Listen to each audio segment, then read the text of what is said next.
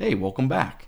In this video, I want to talk about how to generate, I shouldn't say dynamic routes, but generate routes ahead of time when you're creating a statically generated site with Next.js.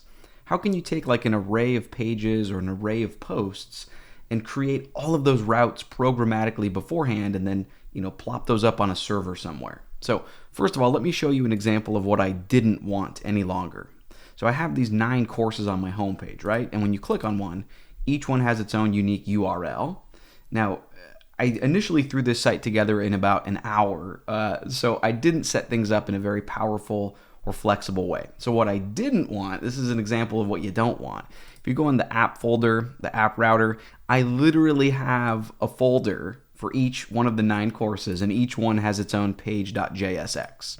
So that's not what you want, right? Instead, you want sort of a dynamic route structure.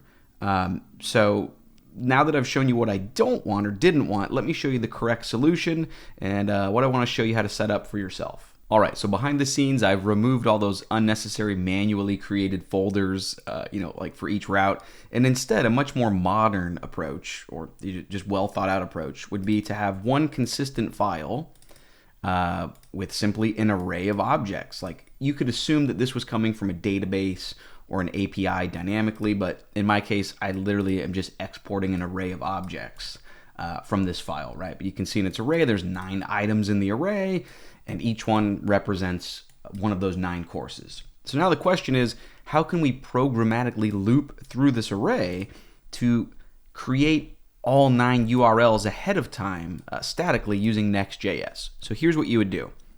In your app router, in the app folder, let's create a new folder inside of app, and I would name it course. So the idea is that like a URL would be like learnwebcode.com/course/ and then the unique name for that particular course. So now inside of this folder, we create another folder and you give it square brackets, and inside it, so opening and closing, and inside the square brackets, you would say whatever you want the URL parameter to be. So that might be like ID or category, or in my case, and you can make this up. Like this isn't a Next.js keyword. You could call this anything you want, like pizza color or unicorn type. I'm gonna name it slug because I'm like the URL slug or the short name for each course. Now inside of that folder, we're gonna create a new file and name it the expected page.jsx. All right, now in this new file, let's write a few comments to ourselves, or let's set up like a skeleton of like what tasks do we need to accomplish in this file. So first of all, let's say like build a list of the URL parameters we need, and then after that, like actually return the page content for this specific course. Okay, so to accomplish this first task, Next.js is looking for a function with this exact name. So it would be export function, and you need to give it this exact name. It's generate static params. If you see me looking off to the right a little bit, I have example code that I'm pulling from, my finished product code, but this is the exact function name that Next.js will look for. Okay, and then the actual page content, that would be the default function, right? So export default function, then it doesn't really matter what you name it, but let's just name it like page. So this would be the actual JSX that you see. But up here, this is very important. The goal of this function is to return essentially like an array, and each item in the array would be an object, right? So like comma, object, comma, and then each object should have only the URL parameters, like, slug is hello, right? Or like if each listing had a category, right? It would be like category for cars, it would be like SUV or sedan. So you don't need to pass in the entire like object that you want to display on the page. This is only the URL parameters. So knowing that we want to return an array of just the URL parameters, let's first pull in this file. Now you could imagine you weren't just pulling in a file with an array. You could imagine you were pulling this from a database, an API somewhere. So this data could be coming from anywhere, but the point is you're just pulling in an array of objects, right? So whatever your dynamic data source is. So up at the top here, I'd pull in that list. Let's say import, curly brackets, destructure courses from, and then I need to go up 3 folders. There's a much more elegant way of using the @ symbol for the root of your project, but for now, I don't have that set up on this particular project. And then in my lib folder, I have course data. Cool. So we've pulled in this array of objects, and now that's what we would need to return in this function. So I would return, take that array, but I want to map through it. Let me explain what's going on here. You don't want to give generate static params like everything that, like, you know, the title and the description. You don't need to give it the content that you would actually see on the JSX page. You just need to give it the specific URL parameters that you're really needing. So we wouldn't just give it the entire object, right? We would only, in this case, need to give it the slug property, because that's the only thing that's going to be in the URL. So I would map over this array because I want a new array. So I would say course, and then I would just return an object with literally just one property of slug. Cool. So that should get us, I mean, you could console.log, but that essentially is just going to be an array with 9 items, and they each just have one property of slug. Okay, so that takes care of this first task or comment that we gave ourselves. Now let's actually, you know, output a little bit of JSX, you know, for the actual page content.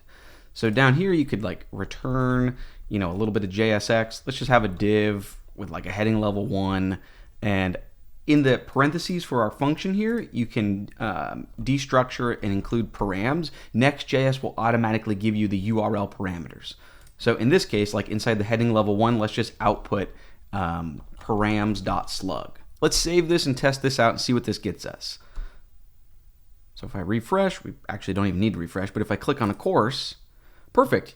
There's the slug, right? Beginners-bootcamp. You can click back, you can click on any of them, Laravel course, MySQL course. Awesome. Now that's not what we actually want. So now we need to go one step further. We don't just want to output the slug. So now the rest of this has nothing to do with Next. It's just a little bit of a JavaScript exercise.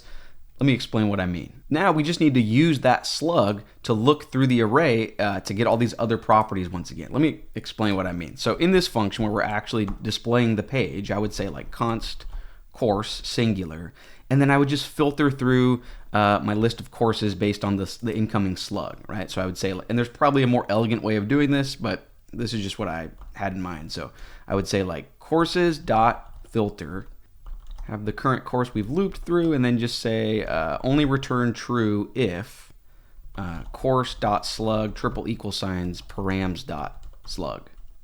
Okay, now that is going to return an array. Filter is going to return an array, so then at the end of that square bracket 0, just to give you the one singular item that's going to be in that array. So now that should give us just the one specific course, and not just the slug, but the entire object that we can work with. In other words, now down here, instead of params.slug, we should be able to say like course.title.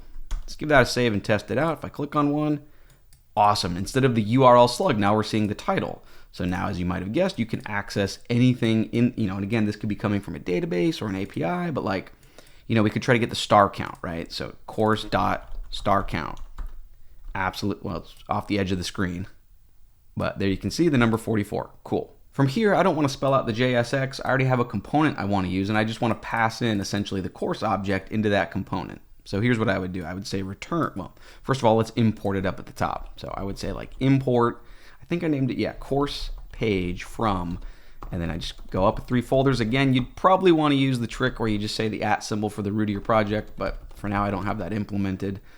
Look inside, let's see, components, and then, yeah, course page. Cool, so now down here, all we would need to return is an instance of course page, self-closing, and then you just want to give it the course object, but I like to give each property as a prop, like a React prop. So instead of saying like title equals, or, you know, star count equals, a really cool way of doing this is just saying curly brackets ... course. That is the equivalent of manually spelling out like each individual property on the object as a prop. So we can save that, see what that gets us. I mean, we're done. We're literally done. So that component was already looking for those exact property names, but now it's coming from a dynamic source. One final detail I do want to run by you is you'll notice like the actual document title, like metadata up here. Let me show you how you would set that up, because currently if you go to an individual page, there's no meta document title. So all you would do in our same file, and again, Next is looking for his very specifically named function here. We would just say export function generate metadata. And just a quick tip to save you a lot of frustration here, you do not capitalize the D in data. For some reason, I thought well, not for some reason, it's kind of, I think it would be intuitive. You might think, metadata, the D would be capital. It's not. If you capitalize it, it will not work. So let's see, parentheses, curly brackets. In those parentheses, destructure the incoming URL params. And then to save yourself some typing, I would just borrow this const course equals where we filter, just paste that in. And then right below that, still in the function, you can return an object. And then, for example, the title would just be current course. And then yours would be something different. But in my, imagine this was coming from a database. I have a property called document title that I want to be the metadata title. So document title. Let's give that a save, test it out. Beautiful. You can see up here, we're in business. Cool. So now, even if I had 500 courses, they were coming from a database somewhere, my Next.js static site generator has got me covered. From here, you would just go into your command line, stop your dev task, and then just do a good old-fashioned npm run build. Should only take a couple seconds. 1,000, 2, 1,000. Okay, it's making a liar out of me. It took more like 7, 8 seconds. But there you can see it's done. I now have this out folder that I can place anywhere. Right? GitHub, Netlify, Vercel, a dinosaur, cPanel, WordPress, PHP host, it doesn't matter. And we're in business. Cool. That's going to do it for this video. Thank you so much for watching. Hope you feel like you learned something. Stay tuned. I'll see you in the next video very soon.